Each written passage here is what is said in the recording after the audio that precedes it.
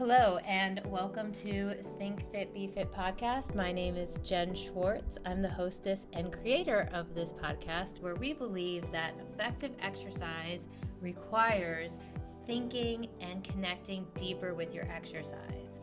I have a wonderful month of podcasts planned out to help people drop the dogma about the core. So it's just funny to me that it's not well researched, it's not well defined, even in our textbooks meaning, I guess, anatomy and physiology. And I have a guest today that is going to help us dive deep into it. And when I say deep, I mean the deepest part. And it's just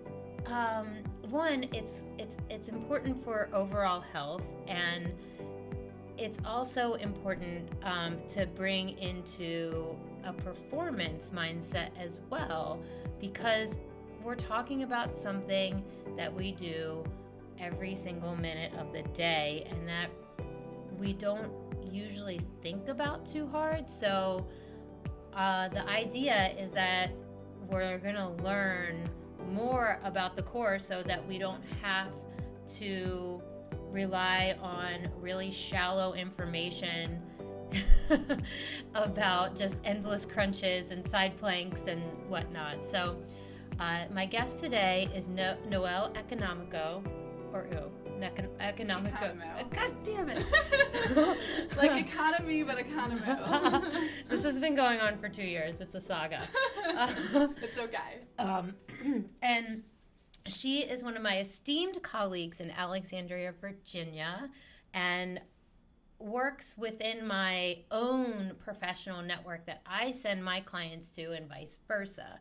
I've learned so much from her and her colleagues over the few years that we've been involved. And without further ado, please introduce yourself and also how to get in touch. Yes, so I'm Noelle Ekonomou. I am a Doctor of Physical Therapy here in Alexandria, Virginia, with 1-to-1 physical therapy.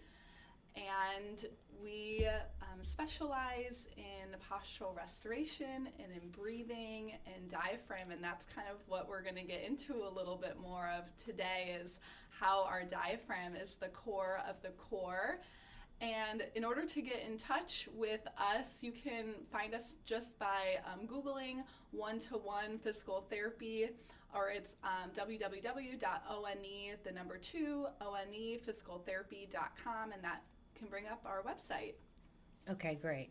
I also think it's notable that you are a pelvic floor specialist. Yes. Which I think is a good transition into like the bigger meaty part of the conversation, which is why are we using this term core of the core, and what's the connection of pelvic floor health and the whole entire diaphragm. I'd also love to get into what we were talking about before, which was suboptimal breathing. Mm-hmm. I think you can just take it from there. Awesome. So I love the opening talking, what is our core? I think so many people don't really understand what makes up our core, and people just think about wanting really strong abs and, wanting a six-pack or a really toned flat stomach, but people don't really understand what makes up our core. And for me, the most important part about our core is actually not what's just on the front of our core, which is our abs, but looking at the entire, I think about the core as a cylinder.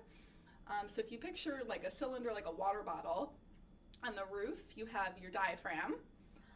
On the floor, you have your pelvic floor diaphragm, and it's the respiratory diaphragm on the top and the pelvic floor diaphragm on the bottom.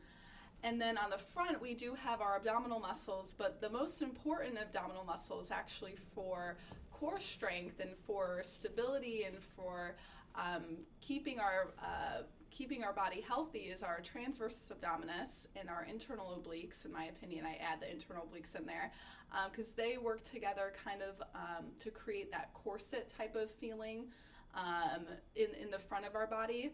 And then in the back of our body, which we're not going to go into very much today for this podcast, we have our back muscles, and specifically the most important ones for the core, the multifidi, kind of really little stabilizing muscles that kind of connect each vertebrae together. And so the most important part, and what I don't think is understood about the core and the importance of the core, is it's not only there to help strengthen, but it's there to regulate pressure gradients and to regulate strength and tension within our body. And we want a good, and that's why the diaphragm is so important, because it acts as a pump between our thoracic cavity and our abdominal cavity. And we want those pressure gradients to be regulated in order to have good diaphragmatic breathing. And good diaphragmatic breathing and good length and tension between our diaphragm and our abdominal muscles ends up leading us to be a higher performance athlete, a higher performance human being, because our breathing is better. And it also helps to improve our parasympathetic tone in our body, which is our like rest and relaxation, versus sympathetic overdrive is kind of our stress response of our body that we're trying to reduce, because we don't want as much stress in our body, because that is what can lead to pain and dysfunction and all those other types of things that we're trying to prevent. So listeners, okay, put yourself in a little like you're looking at a skeleton, and imagine if the ribs are collapsed and the shoulders are collapsed, meaning like you're leaning over, and just ponder for a second how that heavy rib cage and all of those organs stay in place. Mm-hmm. Like they're not, like gravity is constantly fighting us. Yep. That is something we don't have to think about, because our bodies, our engineering is pretty amazing, and that's like the understatement of the year. But just imagine all these things like collapsing. And I've read, so I come from the world of like movement mechanics and joint mechanics, and the hips are supposed to hold about 60% of our body weight at any given motions and walking. I would probably throw out high intensity athletic motions in that. But if we're just talking about walking and like moving against gravity, they're designed for holding about 60% of our weight. And so imagine if that rib cage is flopping over to one side and this and that, and it's not able to stabilize while we're breathing. That's kind of where we're going with this, and that's where things can get out of whack, messy. When you're putting too much load on your hips, that can lead to a pelvic floor dysfunction, kind of tying that all together. Yeah. I think, part of my job in the podcastess role that I play is always trying to bring a picture to it. Right. And so, like, just imagine a visibly crooked person, right? And or a bent over person. Mm-hmm. They potentially have pelvic floor diaphragm dysfunction. Back pain, yeah. So pain, kind of anything. Yeah. So I'm bringing this to the podcast in like the fitness world, the sphere, because I think a lot of this gets skipped over in low back rehab. I think a lot of this stuff could be really useful for women that are mothers or planning to be mothers. I think this could be information that could help weightlifters. I think it could help power lifters. I think it could help military folk that maybe have to wear a harness and jump out of things, or running a lot. I think it could help runners. I think it can help everybody. Oh yeah, because we all have a diaphragm. we all have a diaphragm. We all need to learn how to breathe correctly, because many of us are not breathing.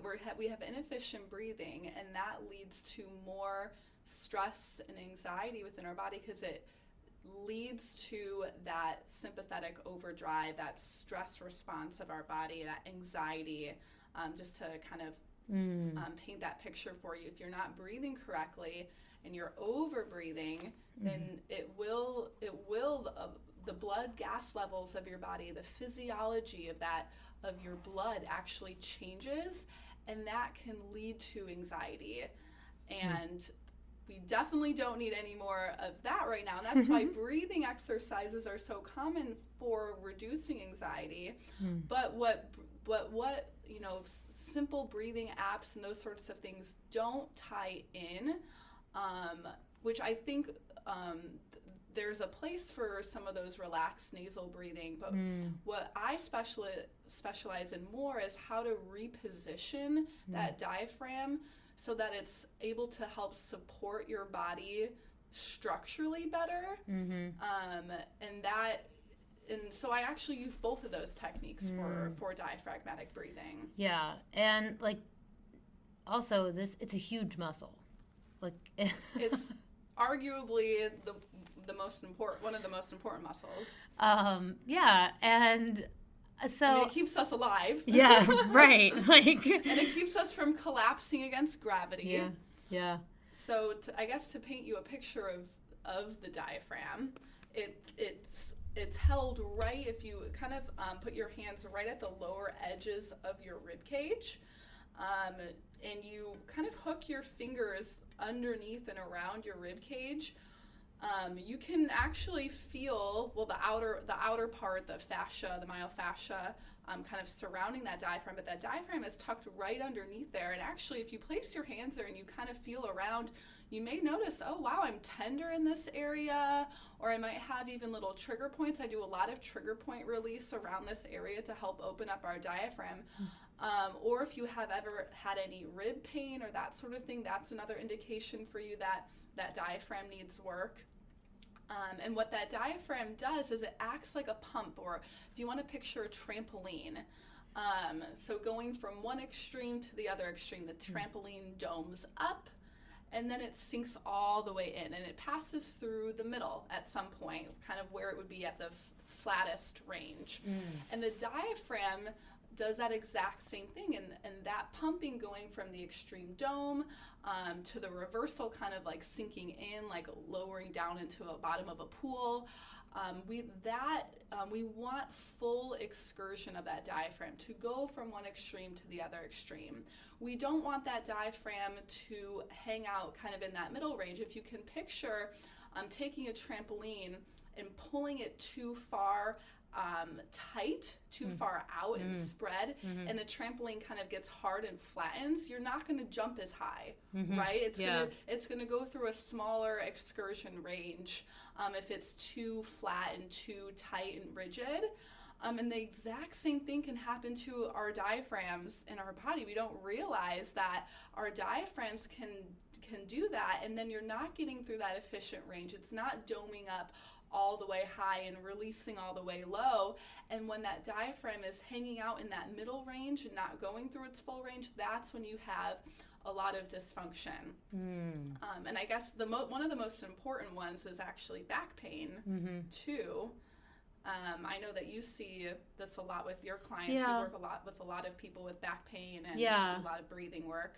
Well, it's like I'm trying to help people that don't want to go back to physical therapy or to the surgeon and so I'd say 90% of my clients have been to physical therapy once or twice in 3 years, right? Easily. Not 2 visits, like rounds, right? And I always ask if they have low back, if they're having back SI, meaning like your butt, like sacroiliac, even nerve dysfunction in the sciatic area, that if the physical therapist they worked with mentioned any type of breathing, and most of the time, I'd say almost all of the time, it's a no. Yeah. It's a very, It's missed. yeah, it's very missed. And as the audience should pick up on, I don't travel on the road that most people take. I believe that, physical therapy, physical medicine, hands-on healthcare needs one-to-one work. And in the physical therapy conventional model, you'll see a lot of more clinic type of atmosphere where there's a lot of people in the same It's room. almost like a gym Yeah. sports atmosphere. Yeah, it reminds me of the athletic training room. Right. And people are hopping around to different patients, and it's just not, it might be efficient money wise, but it's not efficient for the patient and time. So You're not truly getting to the bottom of your dysfunction, No. which is why what you do, what I do, we do all one-on-one work. Yeah. You're doing all one-on-one work.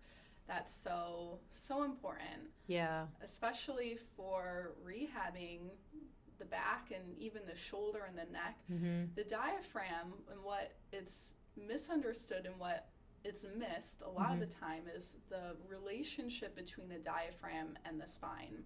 The diaphragm actually inserts right into, on the right side it goes from L1 to L3 in its crura and its attachment points, and on the left side it goes from L1 to L2. So that's your lumbar vertebrae. So it's intertwined right within your spine, and it's also intertwined right with your psoas muscle. I know that's kind of a big hype muscle that a lot of people know about. And I have people come into my office all the time like, my last therapist told me my psoas was tight, and you can go in there and you can do manual releases, but the best way to actually inhibit the psoas is through breathing, because the psoas and the diaphragm are their attachment points are actually interwoven. The founder of the breathing technique that we did together and what I use, the Postural Restoration Institute, Ron Huruska is the founder of that. He's a physical therapist, and he's went and dissected a lot of cadavers, and physically he said you cannot separate the psoas tendons from the diaphragm tendons. Like, they're almost one and the same. So they really have a huge influence on each other. So, and what happens is if you have, when we were talking about that trampoline, if your trampoline becomes more rigid and flat, that actually tightens up in your psoas, and it can create an anterior or forward pull on your spine, and that's what leads to your back pain. Yeah, it's pretty significant that this is skipped over in most protocols. Like, that's the main takeaway for sure. Because it's not like we're expecting you to retain a lot of anatomy information, but it's really important that you understand that there is a deeper meaning to all of this, which is, this is how your body is structured. Right. And it has a natural asymmetry, based on what you just said about, where the diaphragm and psoas insert and interconnect. And that piece about the cadavers is really interesting, because most anatomy textbooks haven't been updated for modern findings in cadavers. So for one person to contribute to an anatomy textbook, they would probably have to dissect well over 50 cadavers and take some type of documentation of not abnormal findings, but just differences between one specimen and the other. And you guys, that's not really done. Like, our textbooks that most of the medical community have been educated on aren't really there. Right. And that's in PT school. So what is a hard fact now? Yeah. Is that the diaphragm is actually bigger on the right side than on the left side. And we have more attachments on the right side and then on the left side. We also have a huge liver that sits up on our right side that's not underneath the left side of our diaphragm. So it creates this asymmetry. And this was not talked about in my physical therapy school. Yeah. We did not learn that the left side of the diaphragm and the right side of the diaphragm are different in size and performance. And you can't see Noelle, but she's not old by any stretch. Like, this wasn't that long ago. No. Yeah. I'm like, and we never talked about how the psoas and the diaphragm relate to each other. So if you don't go out and get extra training on this, you don't know. And that's why I'm sure you have people walking into your office, and I all the time, well, I went to physical therapy and I'm doing all my core exercises, but my back still hurts.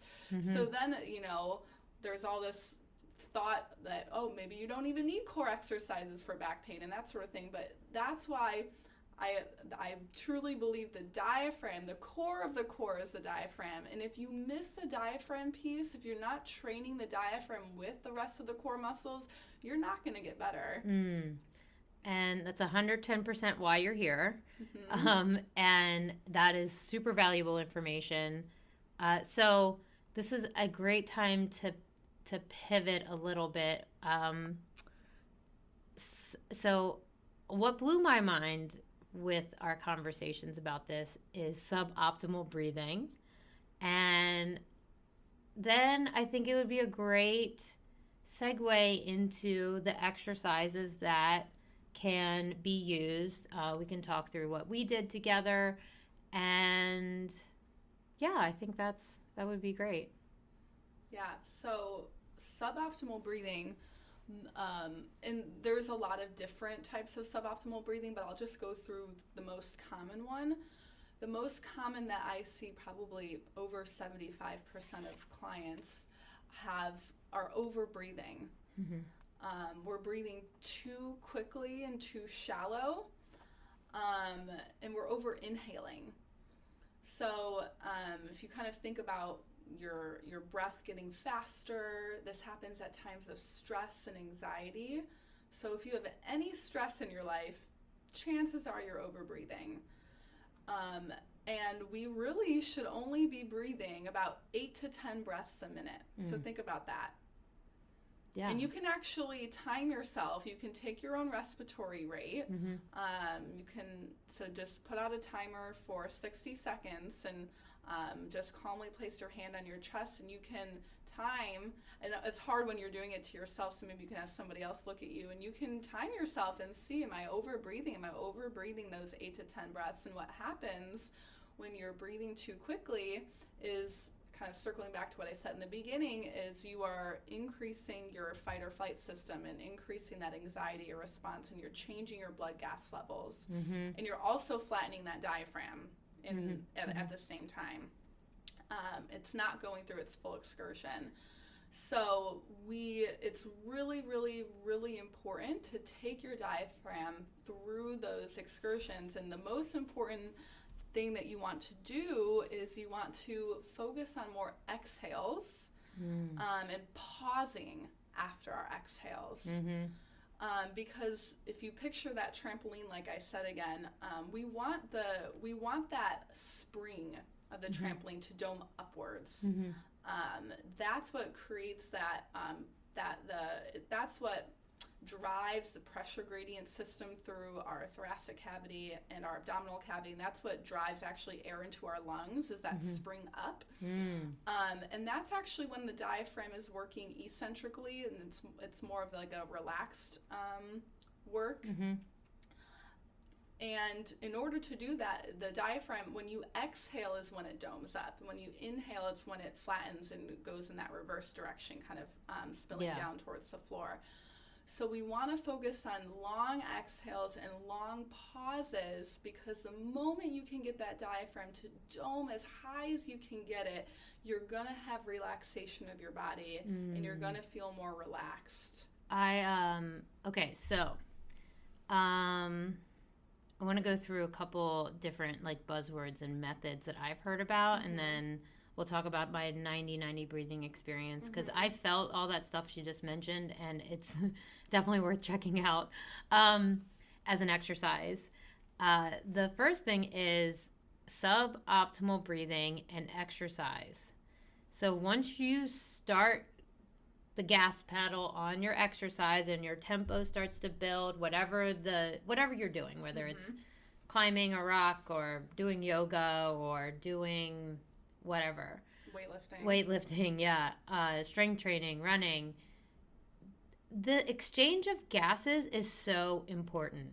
Oxidative stress is one of, I guess I would say, the amount of oxidative stress is one of the main determinants of how your body's going to respond to exercise. Period. And getting blood into the muscle tissue that you're trying to strengthen at that point. Yep. And so more oxidative stress potentially just not by the design of the exercise, but by the inefficiency of the breathing patterns is not healthy. How many times have you gone to a gym and see people weightlifting holding their breath? Their faces are bright red, they're holding their breath, they're like really. Well, maybe the selfie game has changed that a little bit. Yeah, everybody's like, I'm cool, but potentially not.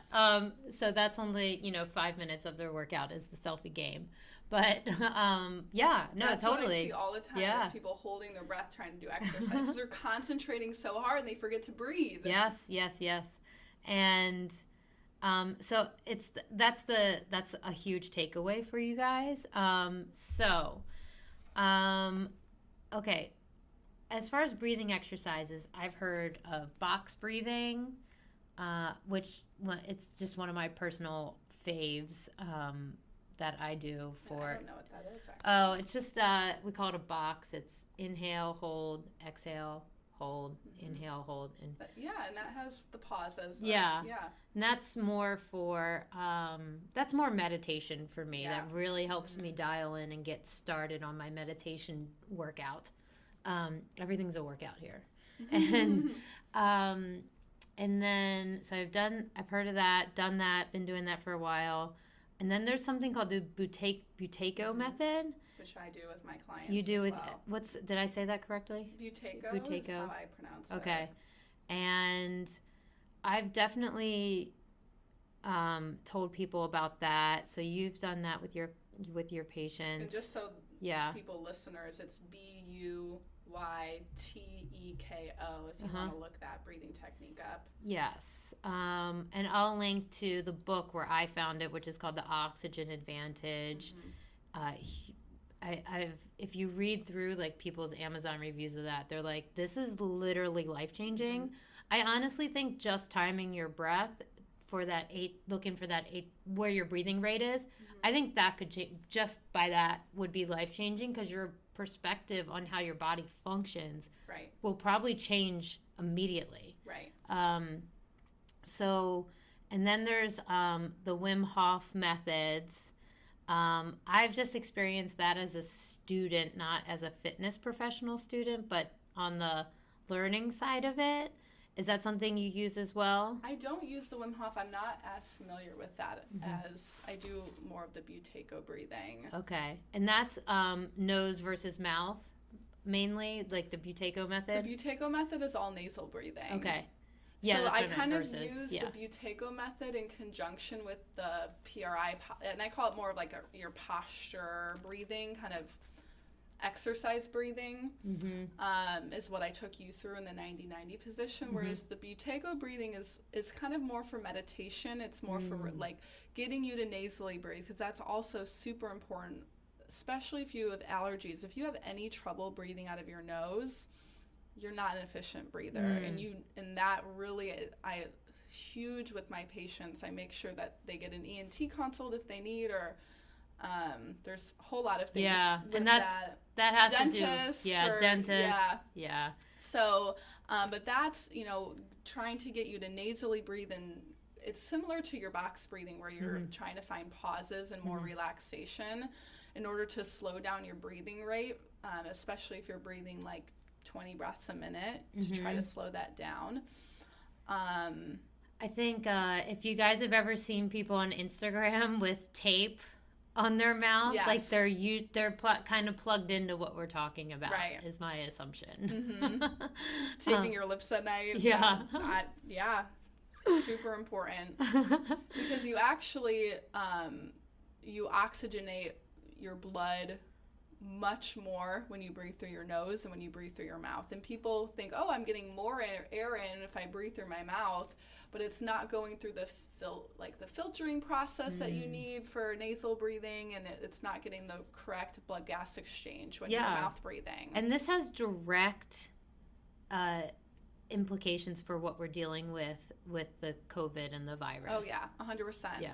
And for sleep, sleep apnea, snoring, all that sort of thing. If you're a snorer, if you have sleep apnea, then nasal breathing is 100% something that you need to look into, and taping your lips at night. First read the book or consult with a healthcare practitioner.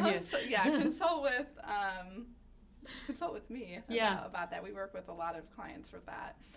And then so before we get into the 90-90 exercise, is there anything else we missed with suboptimal breathing? I think we covered a lot in like 10 minutes. I know, we did. I guess the only thing, do you want to go into pelvic floor now or later? I think that's the one kind of anatomy piece I didn't touch on as much. No, let's do the 90-90 first, because where I had my most difficulty was lifting the pelvis. Yeah. So I think that goes right into what the pelvic floor, I mean, literally next to it, right? So, about a few weeks ago, we recorded a virtual session, and I was the patient, the asymptomatic patient, and Noelle was my virtual PT practitioner. We went through a breathing exercise called the 90-90 breathing exercise, right? Yeah. 90-90 hip lift, I think. A 90-90 hip lift. And it involves a balloon. The goal is to create resistance for the exhale. Correct. Yeah. Using the balloon. And the explanation and the coaching of it took about 20 minutes. The actual exercise that I can do on my own, which I have been, it takes me about 4 to 5 minutes, and I'm doing 3 rounds. Good. Okay. Yeah. 3 rounds into the balloon. It's like 4 breaths into the balloon. Yeah, and just kind of hang. Yeah, relax, so yeah, just hang out, and I really like to. No shocker here. I'm really thinking and connecting while I'm exercising, so it might take me longer than another person. But I can spend 10 minutes, 15 minutes in that 90-90 position. It does. It feels nice, and you feel things relaxing and releasing, and it's, I'm never going to argue against spending time with your movement and breath, right? So I guess go ahead and, I found some weaknesses. I could feel where my weak chains were in this exercise, and obviously I'm kinesthetically aware, but I don't think it's a far stretch to say anybody could have a similar experience, even if they're asymptomatic. Oh yeah. Okay. This is a hard exercise to do. And actually, before so the 90-90 is where you're laying on your back and you're putting your feet up on the wall and you're making a 90-degree angle with your knees and with your hips. But before I had Jen do that position, I actually just wanted to make sure she could blow up the balloon just in a sitting position. Because just being able to blow up a balloon is challenging for, I want to say, about 60% of my patients, if not more. Because... Well, they're patients. They're usually symptomatic. Right, exactly. So general public, it's different. But for patients, symptomatic people, I know I have a skewed... patient population. So, and I think your face got a little red trying to blow that balloon. It's harder than it looks. Yeah. And if I just anecdotally, sometimes I go like 3 weeks, maybe I forget for a month to blow up the balloon. I'm still doing other exercise, and then I go to blow up the balloon, and it feels like 10 times harder. And so I know that I've been under more stress, and it's harder for me to exhale. And basically blowing into the balloon requires a really forceful exhale. And what you're forcing that diaphragm to dome upwards. So that's the main goal. And we believe that you can't fully inhale until you fully exhale. So you have to do a full exhale in order to have an efficient inhale, and that's why we always go to the exhale first. And also exhaling is like relaxing, whereas inhale is like you're breathing in, you're tensing. So we always want to focus on that exhale more. So that's what we did, and we got Jen into that 90-90 position after we could make sure she could blow up the balloon, and we're adding a pelvic tilt into it. And the whole focus of this exercise and why this breathing technique is different from a Buteyko or a Wim Hof is because we're adding a muscle, we're going through a weak muscle chain.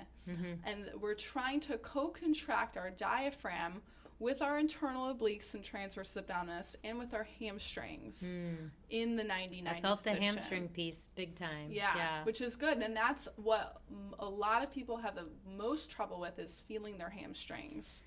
Yeah, I mean, that's... Because a lot of us are quad dominant. We've got a lot of hip flexor tightness. And we're not grounded through our heels and through our hamstrings. Yeah, totally. Yeah, I that last one I could definitely relate to. I've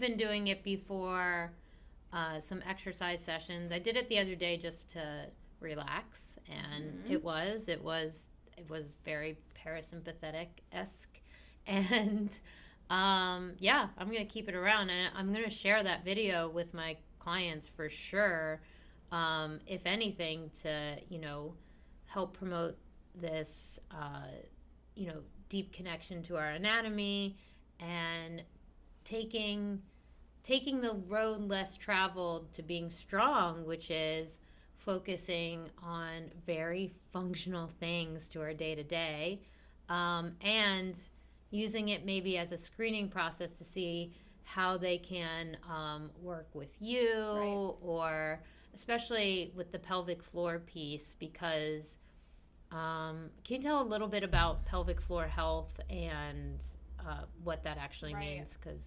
So the diaphragm, the respiratory diaphragm and the pelvic floor diaphragm communicate together. They work together, and actually when they're not working together is when you're going to have dysfunction. But when that diaphragm domes up, like I've been talking about with that exhale, our pelvic floor diaphragm also lifts. So we want our pelvic floor to be lifted, because when our pelvic floor drops, kind of sinks down with gravity, that's when you're going to feel pressure down there, and that's when you're going to have symptoms for like urinary incontinence or prolapse or any of those sorts of things. And also when that pelvic floor diaphragm is dropped, you're also, the pressure gradients aren't regulated between your stomach and your abdominal cavity and your thoracic cavity, and that can lead to like digestive problems as well.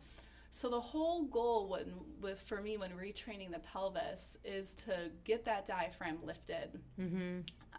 We want our diaphragm lifted our pelvic floor diaphragm to be lifted in that correct position, so that we are functioning in a more neutral, relaxed state of those muscles, because when the diaphragm is dropped, you're having to work harder. So much harder. Hip in those problems. Muscles. It creates hip problems, back pain, knees. SI pain. Yeah. Exactly. Yeah. So the whole point in you have to get the diaphragm repositioned, the pelvic floor diaphragm and the respiratory diaphragm working together, and we call it repositioning. We have to get everything into its best, most lifted position before you want to do any strengthening exercises. So like forget Kegels for the first few weeks, if not a month. If you can't get the hamstrings activated with the core and with your breathing, then your pelvic floor is not going to have a shot at being functional for you. So these are all, I mean, this is so much information. It's all tied together. It's all tied together. So you got to know.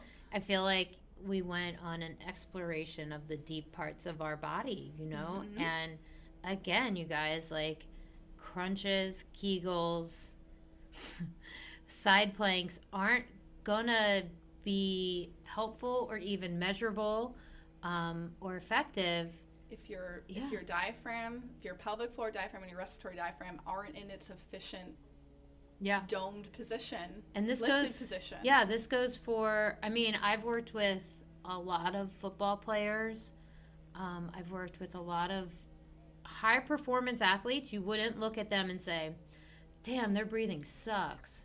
But guess what? If I'm using the trunk as the main area that we're working on, and I start picking up on these suboptimal breathing patterns and bracing and chest, high chest breathing, I call it the gasp, but like if I see that going on, I have to coach them through a few breaths before anything else happens in our session.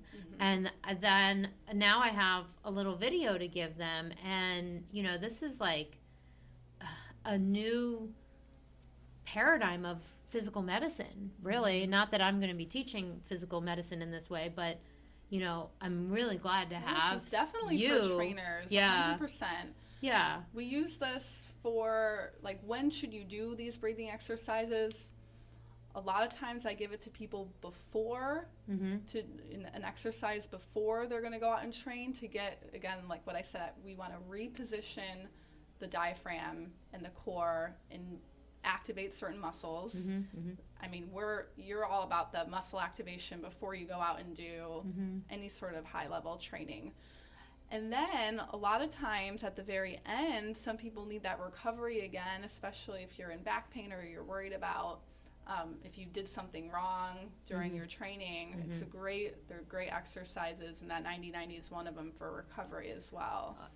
I could see that. Down. I could definitely see that. Then I do have two professional curiosity questions before we wrap this up, because I think we did a stellar job. Thanks, guys. Thanks for letting us know.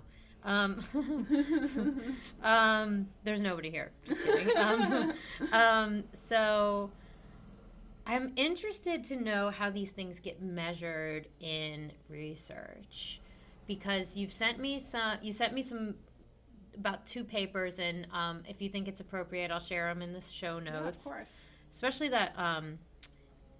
So I'm wondering, in research that is looking at the pelvic floor, the diaphragm, and I guess they definitely look at low back pain. We need the research. Need more. We need more. The answer to your question is... So I'm wondering, could we measure gas exchange and be able to make correlations? Can we measure parasympathetic activity? We should. They're not out there, and that's kind of the problem, is that we need the research to catch up with these exercises, with everything. I think about that a lot, because you and I are both believers in that. Sorry, I just dropped something. That was that noise. You and I are both believers in this innate human intelligence. Like, there's so much wisdom and power and beautiful engineering below the surface that we can't see or feel necessarily. We've known, you and I know this, and you grew up with a mother in physical therapy and PRI, and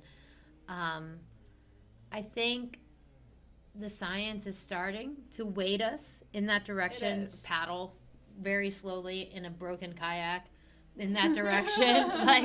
Great visual. Yeah, it's like, and we're starting to get there. We're starting to have these conversations about, energy, proton structure. Her face just lit up because this is our stuff. Love it. Don't even get me going on energy. Well, that's where that's the next podcast we're going to have with, you guys at 1-to-1 is talking about the energy exchanges. But it's the same thing with this breathing stuff. It's not there in the research. And there are, I've stumbled across some more articles, but it has a long way to go. Yeah. So, we always want to know, think fitters, what we can measure, And do they use the Sherman's test with this stuff, with the blood pressure cuff underneath the back? I think some of them. That's more of a core endurance. Some of them are doing like the forceful like exhales. Like, yeah. It's a good question. So what is really important to take away is that you can do these at-home breathing exercises. You can track your progress with, just checking in on your breathing rate. Right. And can you blow up a balloon is a great... That's so functional. Super great. Yeah. Posture, I would bet if you worked on this for about 2 months, you would see a change. You could take a before and after picture. For sure. Because, you have more support. And then I guess the other thing would be, oh shoot, it was right in my little brain. Definitely the 90-90, like you said, even if you don't return to it, you can feel. But I think one of the biggest things that you can take away from this is to exhale more. Yeah, to exhale more. Blow out, breathe. Exhale during your exercises. Yes, yeah. So if you pick up on this suboptimal breathing, I'd say contact Noelle. She will have the resources. We're talking about a couple sessions. If you're asymptomatic, but you pick up on your breathing suboptimal. This is going to help your performance. It's going to help, yeah. Yeah. We do a lot of physical testing to measure the diaphragm position and the rib cage position and all of that too, as far as, what can you test for this? Mm-hmm. We do a lot of physical testing in order to test where your body is and how it gets better. Which is why I even adore what you guys do. Your toes, yeah, that is a huge. Yes. And so the opposite of this would be getting a sheet of exercises from a therapist and them just expecting you to, 1, understand them, 2, do them on your own, and 3, just do it blindly with no objective. So, yeah, I think we crushed it. Yeah. Tell people what you're doing, and are you still moving forward with the pelvic floor? Yes. Stuff? So I've been taking this time during quarantine to create an 8-week pelvic rehab program, and it first started off to be an 8-week postpartum program, and then I realized pretty much anybody with pelvic problems, back pain, hip pain really needs this. Mm-hmm. So that is what I've been working on. I'm about halfway through right now, so I've got a little bit more to go. So hopefully we're going to get this out sometime towards the end of the month or beginning of June. And I'm really, really, really excited about it. I think it's something that's not currently available, and so much I'm just seeing core exercise, and I'm not seeing the breathing aspect with it. So we tie it all together. And optional to have sessions with me, kind of coach you through, which I always think is really important to have. Yeah. The professional make sure you're doing everything correctly. And so, that's what I've been working on. And if you're in the Alexandria area, of course, she's a hands-on healthcare as well as virtual. You also teach some group Pilates classes. I do. And I think that's really cool that somebody can go into a group exercise boutique place and have a medical professional. You probably enjoy it, is why you're doing it, but having an extra trained eye is so rare. It is. So I share that info. They don't even know. Yeah, they don't. Yeah, right. But I do have a lot of clients come up to me before or after once they find out, and I've had some clients turn into patients as well. One client actually was like, I've been doing Pilates for a year, and I had a baby 10 years ago, and I'm still leaking, and what's going on? And it's really hard to get deeper into the diaphragm. I'm like, that's the piece that you're missing, and that's what we have to work on. Wow, that's huge. So I'll share all of her contact info and some really fun stuff in the show notes. And of course, you can access our video if you choose to. It won't be out there in the public. And because, I think this is important knowledge, but you'll have to download it separately and get in touch with me. Other than that, thank you so much for hanging out with us today. I am so excited to give you guys this new perspective on how your body functions and how you can learn the most important thing ever, which is how to improve it. You're not just following a list. You should be really proud of yourself just for even hanging out and being a part of, I'll just keep saying it, the road less traveled, which is thinking before doing. Yeah, understanding. Yeah. All right, thanks. Thank you.